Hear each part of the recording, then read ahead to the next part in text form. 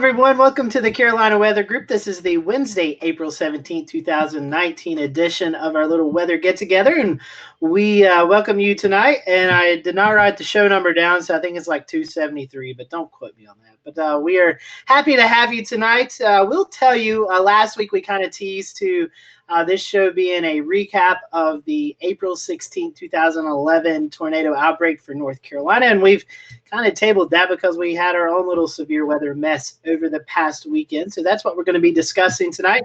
We do have with us Jamie Morrow, who is a meteorologist at the National Weather Service in Raleigh, North Carolina. And we also have Warren Causey on, who is part of the Sirens project. And he and Chris went out into the Deep South to chase these monsters on Saturday. And so we're going to have Chris and Warren talk about their chase.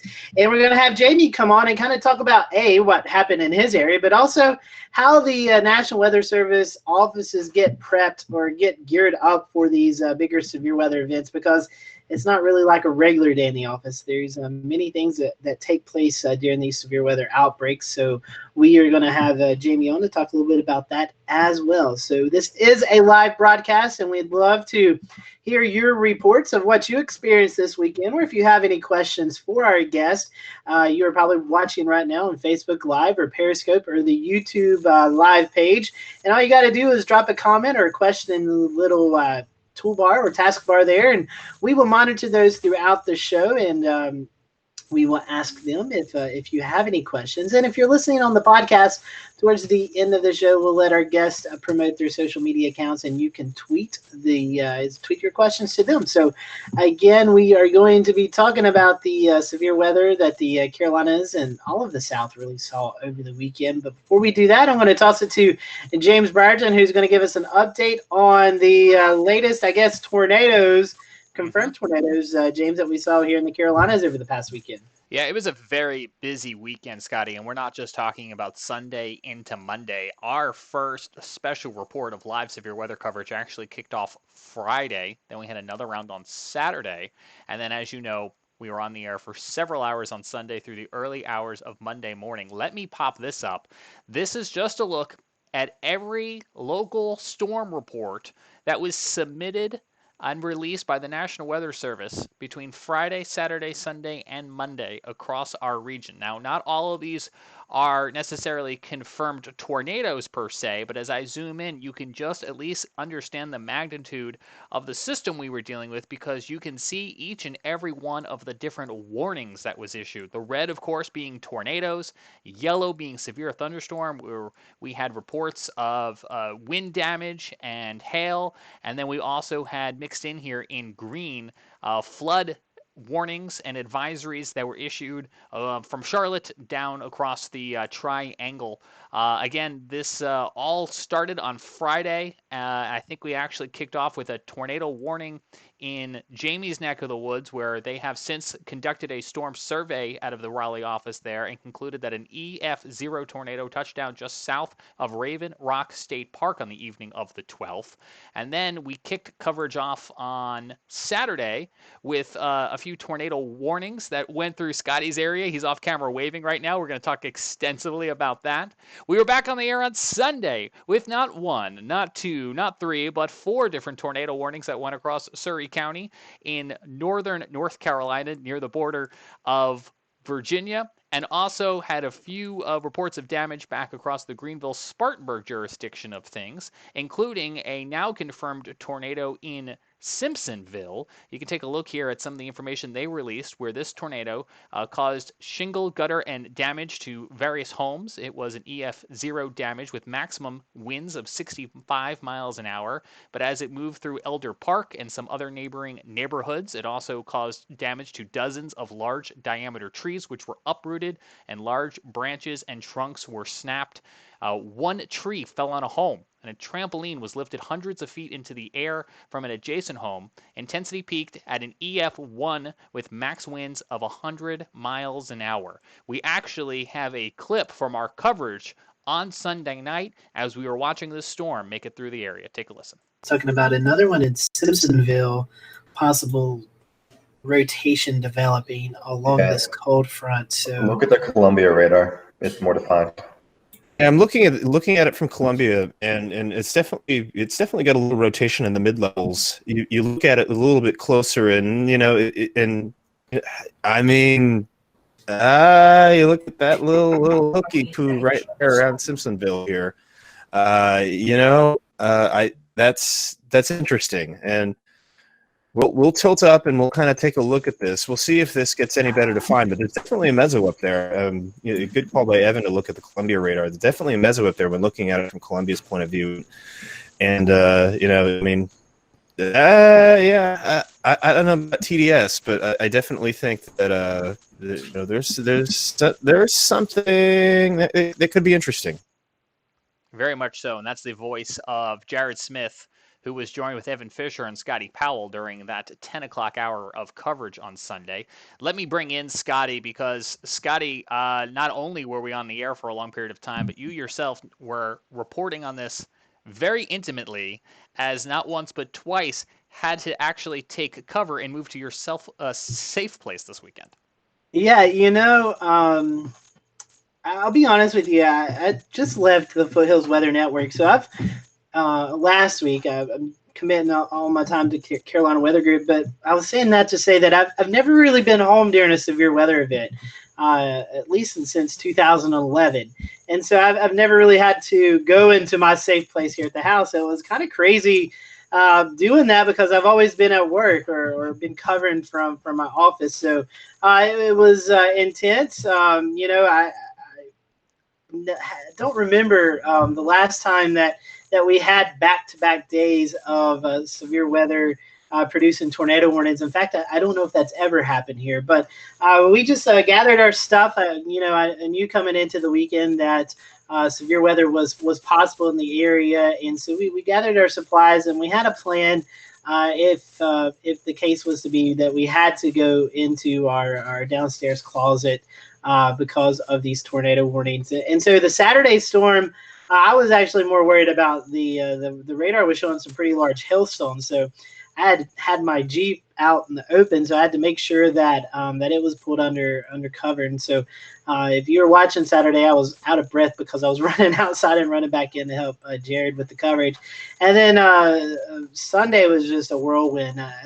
It just, we had our tornado warning at 3 o'clock on Saturday, and it was like 3 o'clock on Sunday. And then later this Sunday night, we had another severe thunderstorm that was really showing rotation, and we had a possible tornado in the warning. It was a tornado tagged storm. So, we thought, man, we might have to go into the safe place for a third time, but thankfully we didn't. But we had our plan, and it was executed precisely, and nothing really crazy came up. Was able to join in at one point from our safe shelter, but as you can see the video here, I live about 3 miles north of where this is being shot right now. This is downtown Morganton.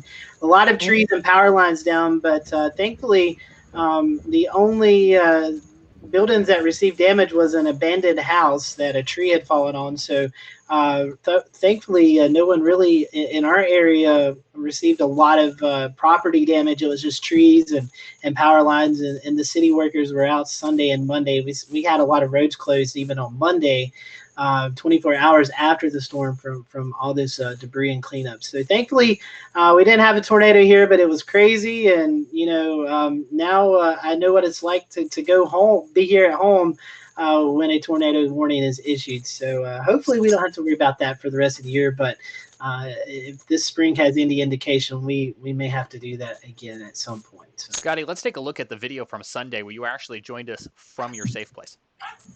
Guys, I'm going to jump off, so I'll keep my camera up, and if anything crazy happens, you'll see it first, I guess. But we're going to go seek shelter, and I'll be back momentarily. Scotty Powell, thank you very much. Best to you guys. We'll check in with you after the storm. We will continue to monitor what is this live shot inside Scotty's residence there in Morganton, as he has now moved he and his family to a safe location. Hey, James, I'm here in my safe place. It's probably a little echoey. I'm on my phone, but I can tell you I live just a couple of miles, about 2 miles north of downtown Morganton, and the winds are pretty gusty. You can hear them even down here in the basement, probably. I don't know how gusty they are, but if you radar estimates of 60 miles an hour, Scotty. Yeah, so you can probably hear it here. The rotation, the potential tornado may track just south of my location, so I'm going to watch it on radar for the next little bit, and I may come back up into my office and join you guys. But again, I just wanted to check in here from the safe place. This is where I seek shelter. This is an interior bathroom and closet in my basement. So we're here. I got my dog with me. I'll show you her. We're here, so we're going to be here for next little bit until we feel like the rotation has passed through. So, all right. So and so we were in our safe place. The dog, we had all our supplies, and it's just something. Even here in North Carolina, we don't see as many tornadoes as they do in the deep South or in the Midwest. But it's always good to practice these things and make sure that you have that kit ready to go. So if the time ever comes that a warning is issued for your area, you can just grab that bag and head into your safe place. So thankfully, nothing happened here, but we're ready for the next one if it was to come. But again, the tornadoes warnings were issued, but the National Weather Service did come to the area and determined it to be straight line winds. And like I tell people, I think we even mentioned this several times on our live broadcast, is no matter if the wind's rotating or if it's all blowing in one direction, if it's blowing 70, 80 miles per hour rotating or in a straight line, it's going to do damage. And so it's always good to get in your safe place and just ride out the storm and let it pass. And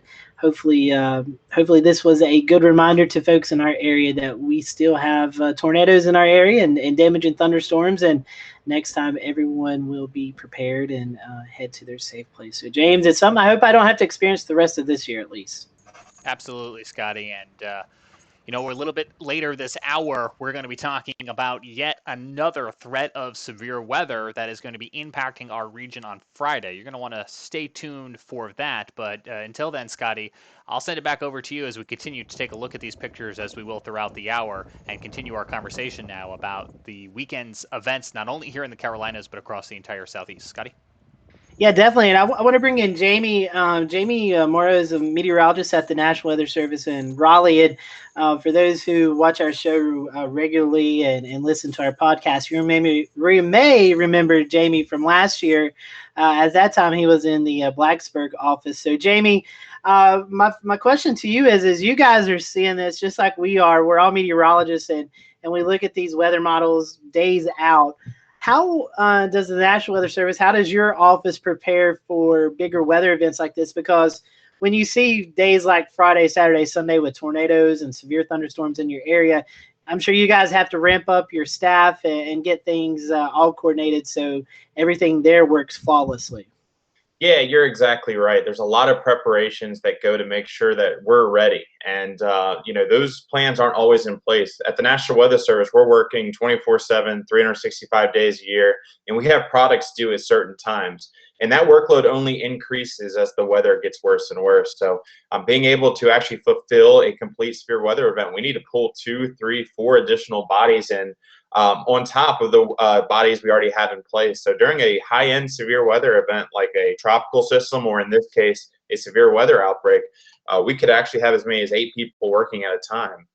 And keep in mind, we only have about 16 meteorologists on staff. So if you have a long duration event, we've got people working 12, 15 hours at a time just to make sure that we're always maintaining our weather watch and always prepared for the next storm system to come up.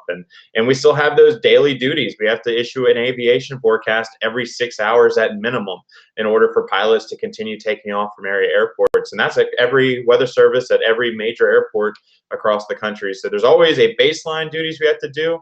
And anytime the weather gets a little worse, we have to really staff up to make sure we're ready and prepared. And Jamie, so tell us, I know you guys had a few tornadoes in your area, but before we get into that, I want to kind of talk about the watch and warning procedure, and then we can kind of go into the tornadoes you guys had. The National Weather Service, your office only issues the warnings. The actual tornado watch, most of the time, comes from the Storm Prediction Center. So to kind of talk about, I know you guys have an open line of communication, especially during these severe weather events. So kind of talk about that process and the coordination that you guys have with the Storm Prediction Center and your, not only that, but the local weather offices around you. Yeah, it's a pretty confusing process, actually, especially when it comes to actually issuing some of the watches. So the watches are introduced, at least by the Storm Prediction Center. We get on a massive conference call once the Storm Prediction Center notices an area that they might need a watch in the future. We get on a large conference call that includes every office that will potentially be in the watch. And we have a discussion trying to figure out, all right, which areas need to be in it, which ones can we wait on, and which areas are we a little bit too uncertain about to include. So anytime that happens, the Storm Prediction Center and all of the local meteorologists get together, figure out which areas need the watch, and go from there. Then when the threat is actually ongoing or soon to happen, that's when the warning processes start, and that's all at the local office level. And that procedure is anywhere from 2 to 3 people watching radar, trying to figure out how strong the storms are, collecting data from our Skywarn storm spotters and local media partners that are providing some of the data and storm reports to us, and determining whether or not a warning may be needed. So it's a bit confusing, but the Storm Prediction Center has a large aspect in the watch process. It does take a local expertise into account anytime there's a watch issued, and without our blessing, a watch can't be issued for our area. So the local warning forecast office still has the say eventually in the watch issuance. That's good to know. I did not know that part. So I learned something tonight. One thing, as we were on air on Friday, Saturday, and Sunday covering the severe weather, we noticed a lot of severe thunderstorm warnings popped up with the tag tornado possible. And so that's not always been the case with severe thunderstorm warnings. I mean, in the text, it may say severe thunderstorm warnings can sometimes produce tornadoes. But I know over the past couple of years, we've started seeing these warnings come out, and it'll say hazard 70-mile-per-hour wind, quarter-size hail, whatever, and the possibility of a tornado. So talk to us about that. That was something we was trying to communicate to our listeners and our viewers. But you guys in that office, and one thing, Jamie, your area is part of this, as a bunch of North Carolina is, there's some radar dead spots in the state. So that tornado possible tag in those warnings means there could be a tornado in it. We just can't always see it from the radar. So kind of talk about that process and what this tornado possible tag means. Yeah, you're spot on there. So I think it was 2010 to 2014. It was pretty recent. The National Weather Service has implemented different levels of tornado type warnings. And one of those was introduced pretty recently, and that's the tornado possible tag. And those are included on severe thunderstorm warnings because, really tornadoes, especially those really short term, really weak spin ups, can occur in any thunderstorm at any time of the year. So if we threw out a tornado warning on every one of those storms that could possibly produce a tornado, we would have hundreds of different tornado warnings every month almost, especially in the spring season. So one thing we try to do is save those tornado warnings for when we're certain a tornado threat is possible.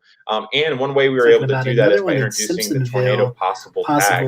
And that tag basically says, look, we see some broad rotation. This storm may tighten up and require a tornado warning. But right now, the confidence that based on our instruments isn't quite there. So that's the severe thunderstorm with tornado possible scenario. We also have a tornado warning based on radar reflectivity. That is not a confirmed tornado. That's just a tornado is likely or soon to happen type warning.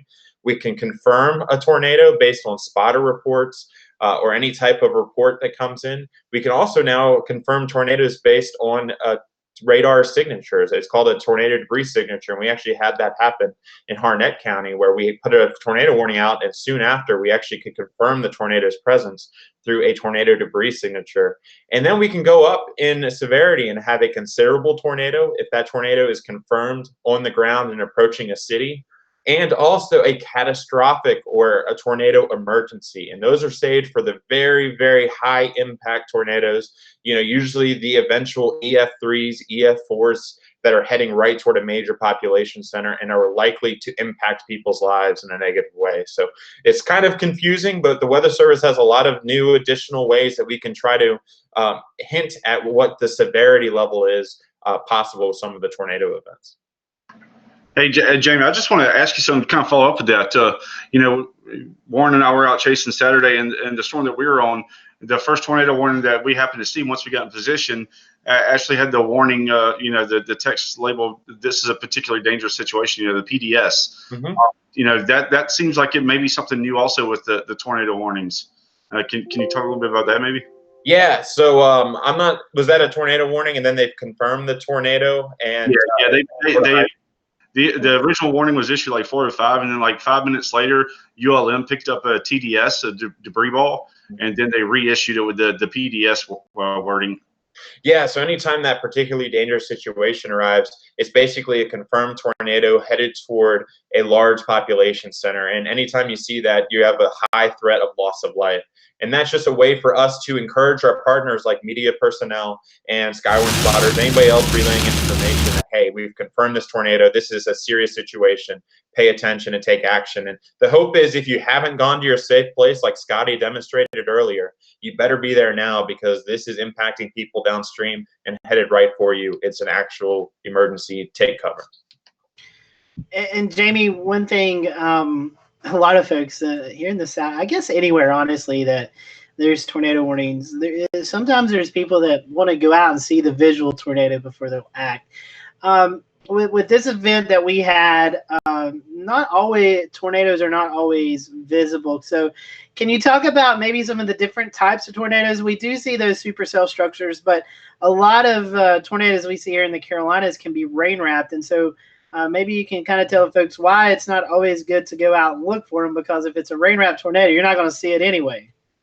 That's right. Now, oftentimes, we see these tornadoes, especially on some of the bigger networks out west, where you can see the tornado from 25, 30 miles away. And those are really easy. There's no trees blocking your view. You're able to see the tornado, at least until the curvature of the earth limits your visibility there. So anytime that situation's there, sure, go out and see if it's moving towards you, and then see if you need to take action. That's not a huge deal. But here we have a lot of things working against us. First of all, the tree cover. You're not going to be able to see a tornado more than a quarter mile away, most likely anywhere, because of the amount of trees that we have in place, and just the fact that you're not able to see out very far. The second thing that working against us is we have two moisture sources, and anytime we have severe weather taking place, both of those moisture sources are being tapped, which means any type of strong storm is going to be what we call HP supercell, especially any with rotation. And most of those tornadoes that occur in HP supercells are rain wrapped. And that means the radar can see it, but most likely even a Skywarn spotter won't be able to see it until it's actually impacting them. And maybe every now and then there's a good timing and a good location for a spotter to be. But in reality, most of the time, you're not able to see into that storm at all. So a lot of it is just radar reflectivity that we're going off of. And that can be very challenging, especially along and east of the Appalachians. Definitely so. And that's something I tell a lot of kids when I do school visits is you don't see those tornadoes like you see out in Oklahoma and Kansas. They just don't happen a lot around here. Speaking of tornadoes, you guys had a few in your area, so you're going to kind of I think James has got some slides that we can show of the surveys. And after we do that, I want to talk about damage surveys because I know you was out on a few. But kind of talk to us about the couple of tornadoes in the Raleigh area over the past weekend. Yeah, so just like the rest of North Carolina, we've been pretty busy, and we've actually had 2 week confirmed EF0 tornadoes that touched down. The first one was Friday, the 12th. And that was pretty close to Raleigh. It was just south of Wake County and Harnett County, just toward the northern area. So if you guys know where Raven Rock State Park is, that tornado actually touched down just south of Raven Rock and progressed north and lifted just prior to getting to the Wake County boundary. Let me see if I can share a screen. I think you guys are able to see it now. And let me find the correct one. Here it is. So it's kind of tough to see on the map, but this green outline here, if you're able to see my cursor, that is actually the western periphery of Raven Rock State Park. And the tornado was very brief. It touched down, progressed about 4.8 miles across the Cape Fear River and lifted just prior to getting into Wake County. This was actually very difficult to confirm on the ground. We could confirm it via radar with that tornado debris signature. So we knew there was a tornado there and we knew there was debris lofted. But trying to get into the park, trying to hike around and try to find the damage was very difficult for us to do. So other than a few downed trees and some talking to hikers who came across a couple of swaths of tree damage in there, that tornado debris signature represented on radar was really the only reason we were able to confirm this tornado for certain. Most of the time, especially 2007 prior, before dual pole was installed, some of these tornadoes would have gone unconfirmed just because of the technology. So it's really a blessing to have some of the technology that we're seeing. We also had another tornado in northern northern Halifax County that touched down in the early hours of Sunday, I believe, or was it Monday morning? It was Monday morning, I believe. And there you go. Okay, great. Thank you for getting that. So that one touched down and was on the ground for a very brief amount of time. This was pretty cool because you could actually see that kind of right turn that the tornado took, just like you would expect a strong supercell to take. And this one was a very difficult one to forecast, not only because it was so early, but because the entire event had gone along and we hadn't had one confirmed tornado occur. And keep in mind, we were in a pretty we were in a tornado watch for almost 12 hours that day or something crazy like that. So I think it was from about 2 o'clock until 5 a.m. that morning across central North Carolina. But it touched down and kind of did that little right hook that you would expect a supercell to take. And unfortunately, it did impact a structure. It was kind of a manufactured home, so not the best built structure, but it ripped the roof off, through the fence almost 100 yards into the field next door, and also knocked down some trees just prior to lifting as it was coming up. And that one also had a faint possible tornado debris signature, but anytime you get a little farther away from the radar, it really takes a stronger storm to loft enough debris up to actually get a tornado to form. And Jamie, for those folks who may be watching tonight and they know a little bit about weather, but maybe not as much about radar, is our radar, we have dual polarization now that it can actually depict trees, debris, whatever, and that's that tornado debris signature you're talking about. Yeah, so luckily now that we not only have a vertical slice of the radar, we all have a horizontal slice, and that allows us to actually depict the shape of what is in a storm. So before we could kind of tell, all right, there's a lot of heavy rain in there, maybe some hail because of how pink those signatures are in reflectivity. But now you can actually depict when something isn't raindrop shaped or isn't hail drop shaped. So anytime we can see that, we can actually say, hey, that is actually human-made objects like shingles or other types of debris. And anytime we see that in radar, we know, and it lines up with the couplet, we know there's likely a tornado on the ground, and that can help us confirm a tornado warning. Or in some cases where they're very weak and very quickly spun up, we can actually issue a warning based off of that. And that's never the ideal scenario, but sometimes that's what it comes to, especially in weak events like this. And Jamie, my last question, and if any of our panelists have anything else, definitely we can add that. You guys, after the storm, I mean, obviously you're forecasting before the storm. You're now casting as the storm's taking place, but you also go the days after, and you send teams out and they look for damage, and you have this whole toolkit and this program that you guys can look at damage to homes and trees and like that and determine the rating of the tornado. So this is something we've mentioned, but something we've never really went into on this show. So maybe for a minute or two, can you kind of walk us through what a damage survey, what you all do, maybe some of the things you look for, and how you determine the strength of these tornadoes, how long they were on the ground, and things like that? Yeah, so a survey process very much starts inside of the office. So first we need to depict where a tornado may have occurred. Sometimes we find our tornado warnings and see if we find any damage within those warnings. Or we can get reports from spotters or media partners or even somebody out there or emergency managers that say, hey, I have a swath of damage here that's a little suspicious. Can you come out and check it out? And anytime we have enough staffing to do so, we try to get out there as fast as possible. We'll go out, and the first thing we do is try to mark where that damage begins, and whether or not, once we go from the beginning point toward the end point, if the damage is pretty succinct and in a straight line with a convergent pattern instead of actually a divergent pattern. Because if we're able to determine if it's convergent, that is a tornado type swirl. So anytime you have a swirling type motion, and a lot of times trees are the best way to figure this out. The swirl will really tell you if it's tornadic versus if it's a divergent pattern. we can very much have straight line wind event. And we talked about this earlier. Straight line winds can be just as damaging and just as intense as tornado events. So a lot of people get upset with us once we conclude a survey and it was straight line winds and not tornadoes. But either way, you're in just as much danger. That's why we say, even in severe thunderstorms, make sure you're inside, make sure you're away from windows, because a 50 or a 70 to 80 mile an hour wind gust that broadsides your house or broadsides your car is going to do just as much damage as an EF0 or EF1 tornado. I know Evan's got a question here, but I was wanting to kind of follow up with what you were talking about, Jamie. I've been on a few with the Weather Service at GSP, who's come into our area, and we've been in a Boy Scout kind of camp before with an event. And one of the biggest tools that you guys use, because you may be standing in the middle of the forest and these trees, is a compass. You got to be able to tell the direction. You may be in this big old field with all these trees, and you don't know if they're convergent, divergent, because it's all craziness. So you've got to actually look at your compass, and you have to almost make a little map and draw arrows the way the trees are leaning and stuff. So it can be pretty confusing. I've been on a few of those, and I'm just like, man, it's more difficult, I think, than what the general public thinks it is.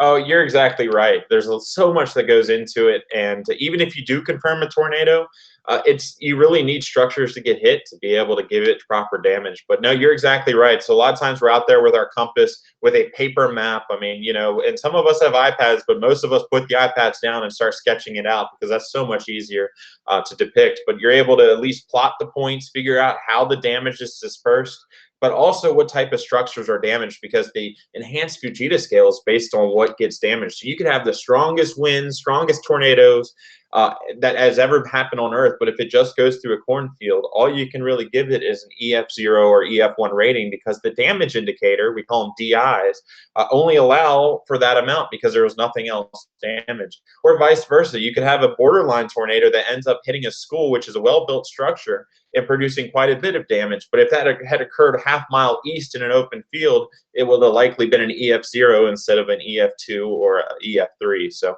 a lot of other factors play into it, but we usually get out there with a pencil and some paper and start plotting points with GPS and trying to figure out, all right, what occurred, what could have caused it, and what the intensity is, and where did it end? Because all four of those are the main parts of a damage survey.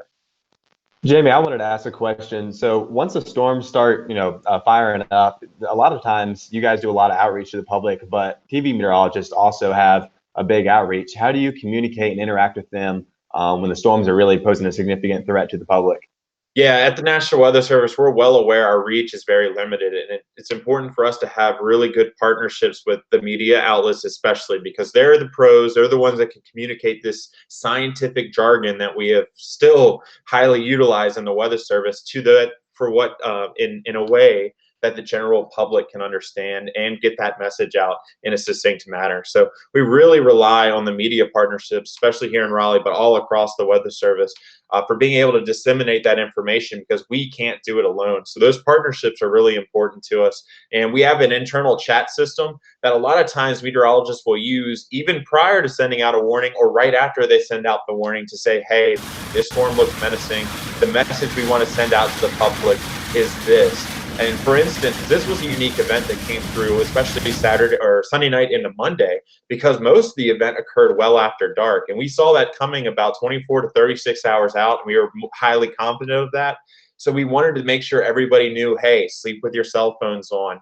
Do not turn your cell phones off at night like you may normally, because that flash flood warning or that tornado warning that we have to issue needs to be able to wake you up and get you into your safe place. So being able to spread that word to our media partners on a Sunday of all times is really important for us. And they did a fantastic job across central North Carolina, including the Triangle region and the Triad region, which are our main markets, trying to disseminate that information.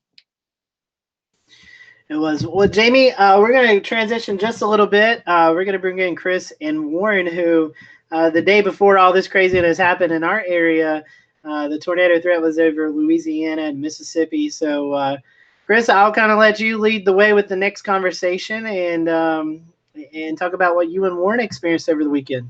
Yeah, absolutely, Scotty. So, I mean, gosh, it was such a crazy weekend.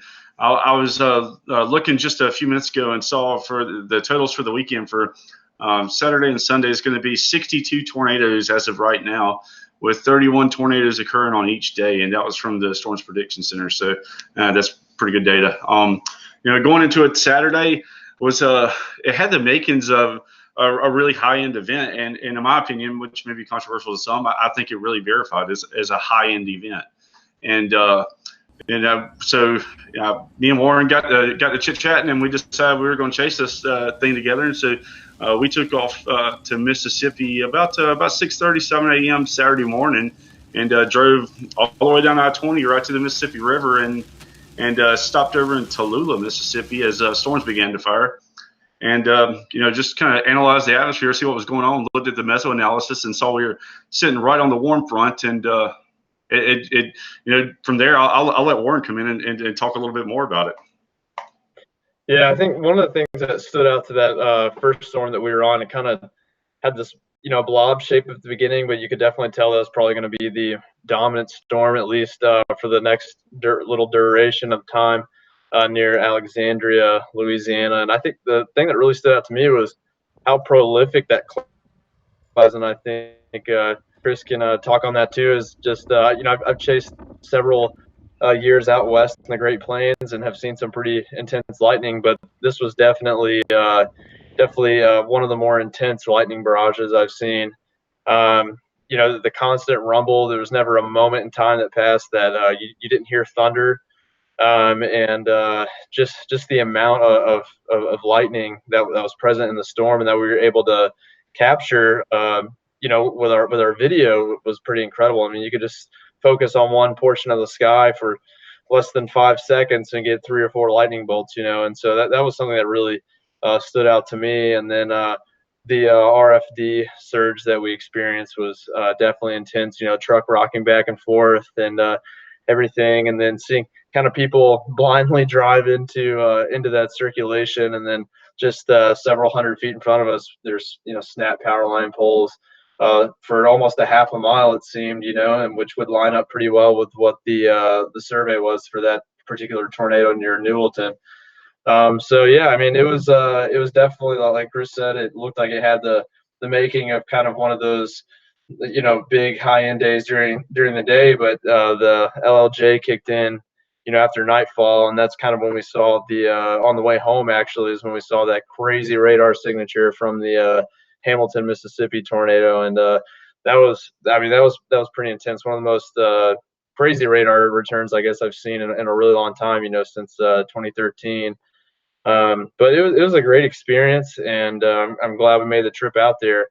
And yeah, I mean, it was just like I said, I think the biggest thing that stood out to me was probably the lightning. Yeah, absolutely. And bringing Jamie on that, some of the I guess research that from some of the folks out of the SPC and other folks in academia has shown, you get this huge uptick in cloud to ground lightning strikes before tornado genesis occurs. And Warren can attest to this. On Saturday, and I'm in the same boat. I've seen a lot of thunderstorms in my life, and I have never even came close to seeing that amount of lightning. It was unbelievable. And is that something that we typically see in the Southeast here? Yeah, so there's been a lot of good studies, especially actually from a former Virginia Tech student, Paul Miller. He was one of the first to come out with a little paper on this. But there's a lightning jump that often precedes some aspect of severe weather, and that could be wind reports. That could also end up being tornado reports. Close eye on very little bit of heads really be monitoring. But anytime you see a growing updraft, this storm is about to be a bad one, and it's something you need to at least have a special weather statement out on, or eventually a warning, especially if the hail growth area is a little bit tall enough to actually get some good-sized hail out of it. And a lot of times, anytime you get enough reflectivity above that -10°C layer, you're going to start having that lightning uptick. And anytime you get a nice surge of that, the updraft is healthy, and that's what causes that uptick in lightning, because you're introducing more ice crystals to it. They rub together, that static electricity occurs, and poof, you've got that lightning jump. And oftentimes you have a growing updraft, a lightning jump, and then severe weather occurs either in the downdraft area or sometimes the tornadic zone of a thunderstorm. Yeah, and that was something absolutely we noticed. And like you said, with the growing updraft, a lot of people, especially in the storm chaser community, joke about, Deep South being quote unquote the jungle and stuff like that. But really, honestly, the Mississippi Delta, 20 miles on each side of the river, is Kansas. It really is. And I kind of laugh when I see people talk about the jungle when I know I'm going to the Delta. So it's like, I'm going to have great visibility. But Warren and I were 20 miles from the base of the storm, for the better part of the afternoon, watching it develop as it approached us. And before that lightning tick really got going, you could see the established updraft base with a big, nice area of forward flank downdraft, and with rapid rising scud going into the storm, and then it just the floodgates opened up with lightning, and it just never stopped. And I'm going to pull up GR2 here. I'm going to share my screen. So give me 1 second. I've actually got the radar data from it archived here. So we were sitting down here just south of, or just west of St. Joseph. And, as this storm approaches, I'm going to back up a couple frames here. This is at 3:34 in the afternoon. And so we're sitting here, and we're watching this storm. And I'm going to just go forward in time to about 3:50. 3:50, starting to see some rotation right here, right where my mouse is at. And it's like, what's happening here? And let's go forward about another 10 minutes. In 10 minutes, pardon the purple data here. This is called range folding, and it's an artifact from incomplete radar data because it's so far away from the radar site. But inside that, you can definitely see a very well-defined couplet, and not even a matter of really 10, 15 minutes. And, after that happened at 4 or 5, they issued a tornado warning, and they come back, I think, 4 or 5 minutes later, and actually issued another tornado warning with a particularly dangerous situation because the University of Louisiana Monroe actually picked up a tornado debris signature on their radar. And by that time, we were heading north toward Newellton. And, as this tornado approached Newellton, you can just see the circulation it was big.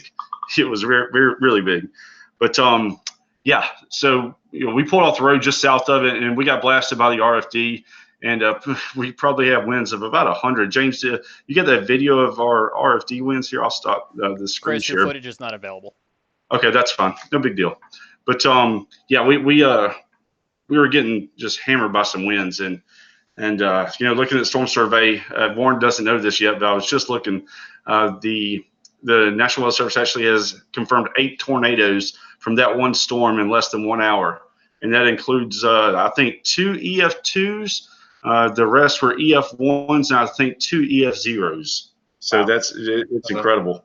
Yeah, that radar imagery was really cool because right before the couplet really formed, you saw that bounded weak echo region or weak echo region start to form, and that's usually a nice precursor to at least a sustained updraft and a split updraft and downdraft region. So anytime you see something like that, your eye as a severe weather forecaster, especially in a weather service office that needs to get a warning drawn up, is certainly going off. So that was really cool. Thanks for sharing that. Yeah, absolutely. And, just real quick before we go to our break, you're talking about, the high precipitation stuff that we get in the Southeast. I'm going to be really clear here. I don't take chances when I chase, although I do like to get close. I like to see what's happening on those small scales. Warren and I saw that tornado for about 20 seconds all day long. We saw a tornado for all of 20 seconds of our trip because the rest of it was wrapped up in rain and you could not see anything. And that was even on the flat land. And I get a lot of people that ask me, can I see the tornado coming? What do we look for? And the best mode of advice, especially in the Southeast, don't go looking for it if you don't know what you're looking for, because you get in that RFD, especially quote unquote the bear's cage surrounding the tornado circulation. That's a recipe for disaster, and I just don't want anybody to do that. And James, I'll kick it over to you or next segment. Yep, I got it. So, yeah, Chris, thank you for that. You and Warren, some amazing footage that you all captured. Let's kind of transition into what's to come. We face another severe weather. There's another severe weather threat this week, looking more towards like a Friday event. So, for the next couple of minutes, let's kind of discuss that. It's kind of another setup where it's kind of really dependent on timing as to who sees the severe weather and who doesn't. Right now, much of eastern North Carolina is in an enhanced region, and the slight region is more over. Thank you, James. I was getting ready to look at it. So you can see the enhanced region basically along Interstate 95 into the east. and even over northeast South Carolina, and then the majority of the rest of North Carolina and South Carolina in that slight risk. So that is definitely could fluctuate either way as we kind of get nail in on a time of when these storms are going to develop. So, Chris, I know you were talking in our internal chat a little bit ago. This might be a local chase day for you. So, what are you seeing for you and your followers there in South Carolina? Yeah, absolutely, Scotty. So, looking at some of the NAM, especially because it's convection level model, and the European this morning was really interesting. But looking at those, they show a broken line of storms approaching the western part of South Carolina, mid morning through about noon on Friday. And what's really interesting that the NAM was picking up on is possibly like a mesoload developing along the I-85 corridor in the upstate. And while the confidence is really low in that happening right now, because it's, we're 48 hours away from the event, and that's such a small scale thing, if that does develop, it would greatly increase the probabilities, or at least the chances for a few more tornadoes across the Midlands and possibly the upstate and really the 95 corridor, but basically most of South Carolina, if that were to verify. But other than that, about 1 o'clock to 2 o'clock, storms should start to push east to Columbia. And as they approach that enhanced area, if there's any kind of daytime heating that's going to allow for the destabilization of the surface, it could be a really long day for the folks up at the Raleigh forecast office. But with the system that's approaching, one of the biggest things is the wind field, and about 18,000 feet at 500 millibar, we like to call it. There's a big negatively tilted trough with a speed max that's going to be approaching, if not more than 100 knots, which climatology, from the climatology standpoint, is near record levels. And when you start to see that kind of wind aloft, especially with dry air aloft that can get mixed down to the surface, and that just kind of gets your attention as somebody that forecasts and knows the weather. So for Friday, for my folks in South Carolina, definitely be weather aware. The biggest time for any kind of severe weather probably be 10 a.m. for the western part of the state, and points from Columbia all the way to Myrtle Beach through the rest of the afternoon and until dark, and this stuff just pushes out of here. And Jamie, as Chris alluded to, you guys, I know, have got all of your eyes watching what could be coming up. So part of your area, even in that enhanced risk. So what is the communication been like from your updates to your forecast area there, Jamie? Yeah, it looks like we're going to be under the gun again on Friday and into Friday evening. The biggest differences, I think, with this system compared to this last weekend system is it looks like it's going to be mainly an eastern event. We're a little bit earlier on timing than what we saw with the last event. So it looks like it's going to be coming through, especially the triangle region right around peak heating. And anytime you see something like that, that does not bode well. What will be interesting, and we just alluded to it, is that where that meso low really sets up, because right now, at least with the off run on the GFS, it's showing that meso low kind of forming over upstate South Carolina and pushing just east of the triangle. And anytime you have that enhanced shear factor. And boy, looking at some of the model soundings, we're talking for the low level shear, which is what you really start looking at when it comes to possible tornadic activity. You're looking at some impressive model values. So anytime you see that, that's going to give any warning forecaster a nightmare, especially leading into a peak heating type event where the cells are going to have plenty of moisture to go with and a lot of heating to actually help fuel it on. Some limiting factors that I've seen, there's going to be some prefrontal convection. We have strong southerly warm air advection. That's that southerly flow that really moistens us up ahead of the forcing. And anytime we have that in the forecast, which seems to be 95% of the time, you're going to have a lot of clouds in the area. You're going to have some showers that are going to work some of that instability down. So again, this looks like a high shear, lower Cape event. I wouldn't say low Cape, but a lower Cape event with ML Cape values, which is what you look for severe weather oftentimes, or a sustained severe weather between that, 1,000 to 1,500, which is enough to get some strong cells. So this is definitely concerning. Would I cancel plans on Friday? Not necessarily, but at least I would have a backup plan to make sure I'm inside and close enough to safe shelter, because it may be required for many of us across central and eastern North Carolina. I think this is going to be mainly a triangle region, which is Raleigh, for those who may not be from this area, eastward type event, but really anywhere across North Carolina and South Carolina should be prepared, because little changes in timing and a little changes in the wind field, you could easily have the threat swing anywhere from the Triad westward all the way east into the Outer Banks. So it'll be very interesting to see how this unfolds. It will be. And for Western North Carolina, for those followers who are in that area, I can't spit it out. It's depending on timing. Right now, it looks like late morning, maybe early afternoon.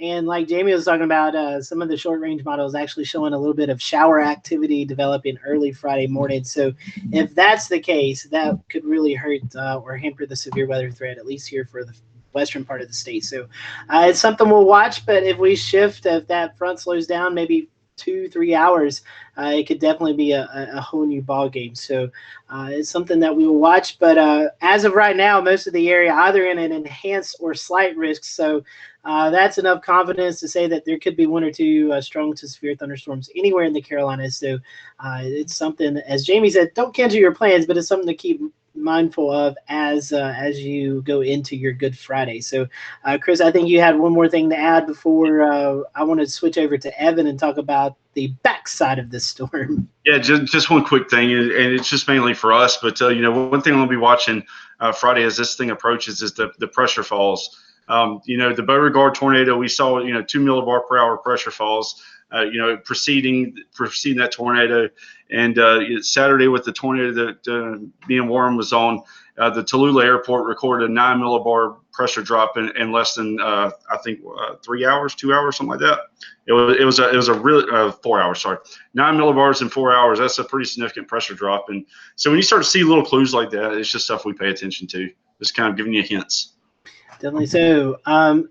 So for severe weather, before I get to Evan, severe weather, be sure to keep an eye on us, and we can break into coverage if we need to on Friday. And definitely check out the Raleigh Forecast Office, the Columbia, Greenville, Spartanburg, Wilmington Forecast Office, Blacksburg, and Morristown as we monitor this severe weather. So Evan, on the backside of this front, we could actually see some cold air move into the area, and some of our friends in the high country may see a few snowflakes falling.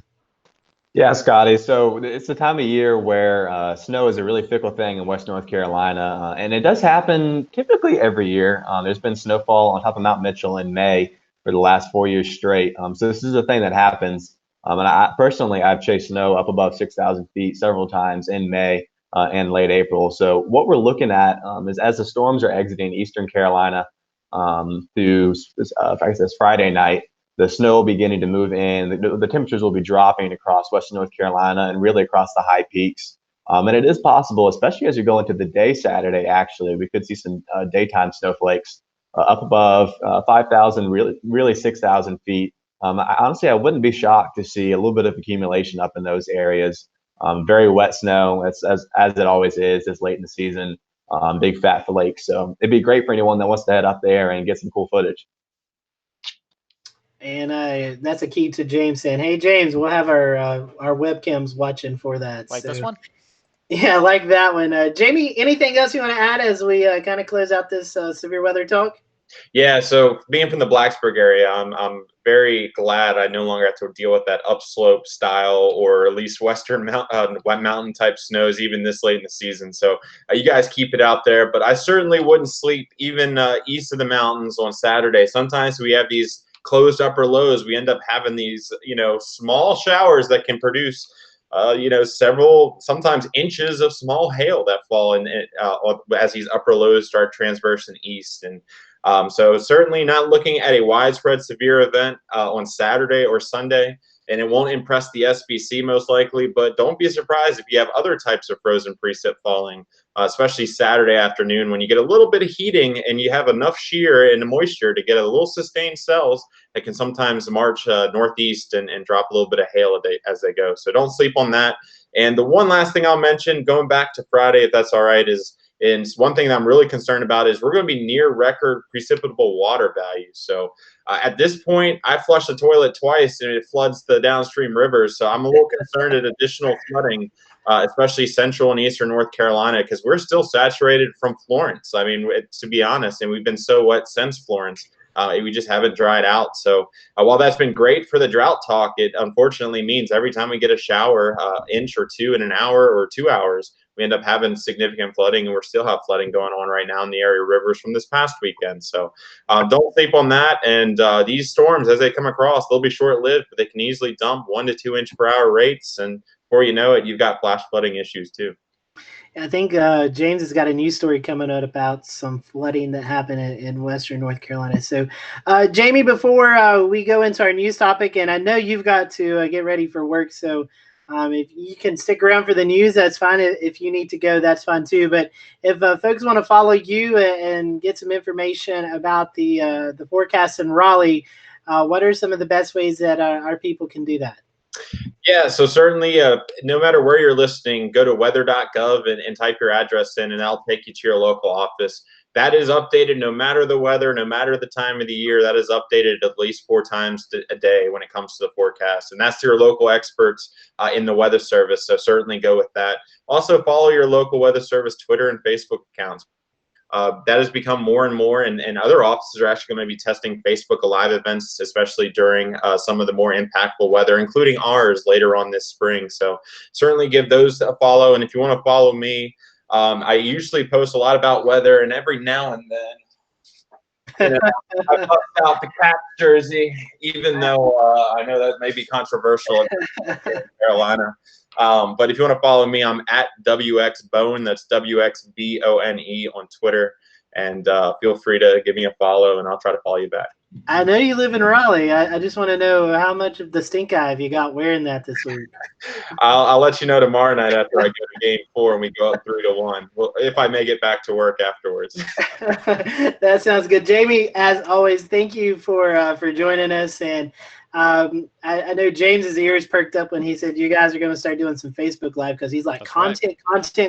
I love content. So we look forward to those as well. Like I said, stick around if you want to, but if you got to hop, we certainly understand that too. So James, I know we've had a lot of severe weather, but we've also had some other things going on in the weather world. So I will toss it to you as you've got the weather news for us. Thank you, Scotty. That's right. I'm going to get a shirt that says News Junkie, and I'm going to get one that says Content Junkie.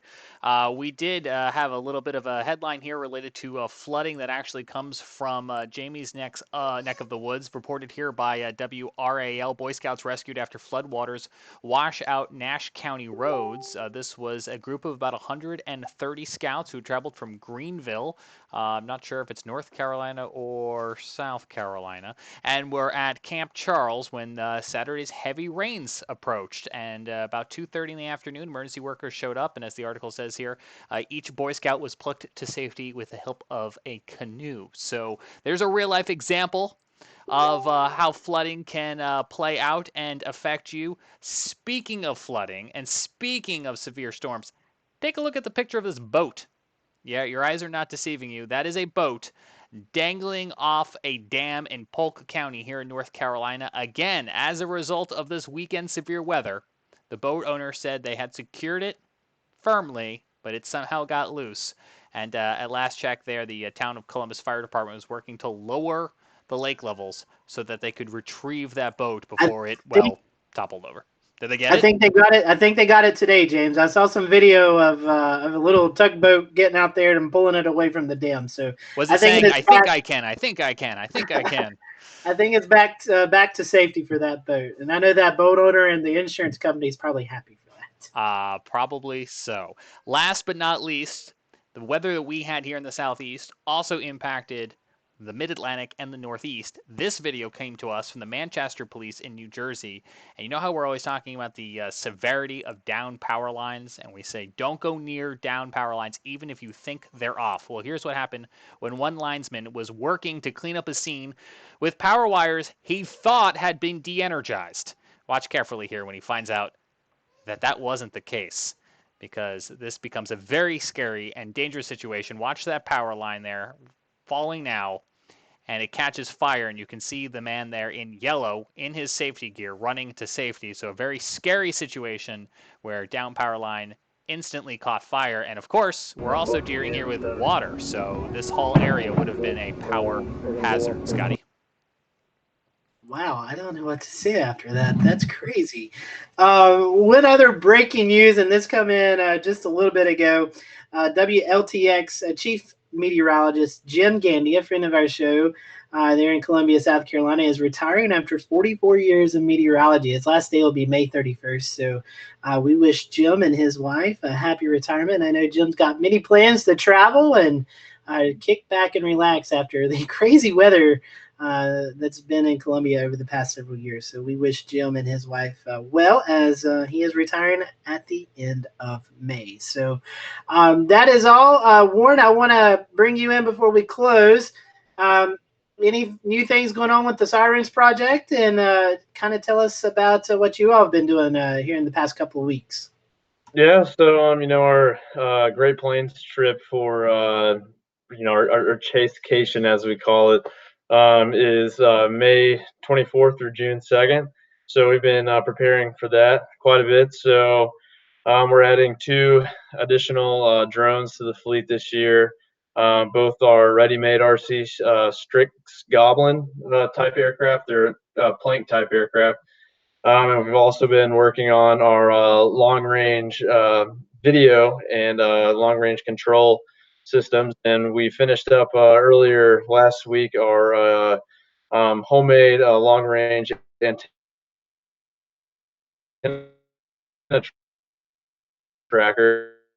So that gives the time to make sure that the signal is on. And so been working on that, and we'll start building the second aircraft here pretty shortly, and then do some test flying before we hit the road for the Great Plains. So I have a lot of work to do and not a lot of time to do it, but I feel like this year we're probably the most prepared that we've been.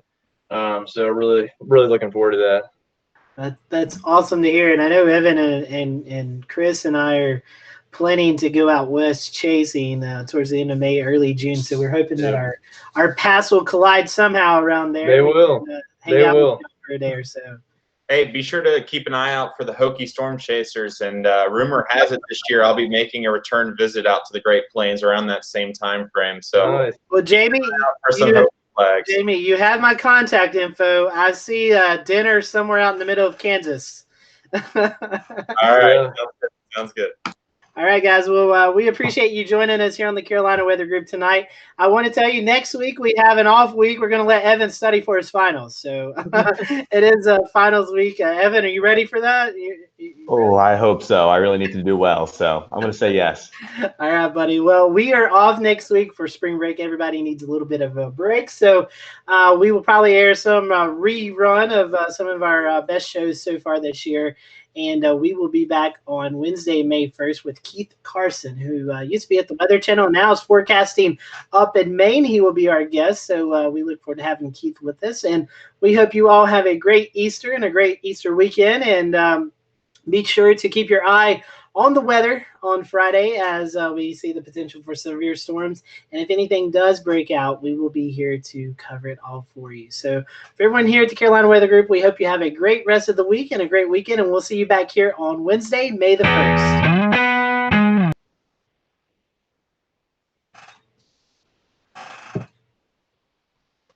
Hey, Jamie, before you get off, I need you to do something for us. All right. What's up?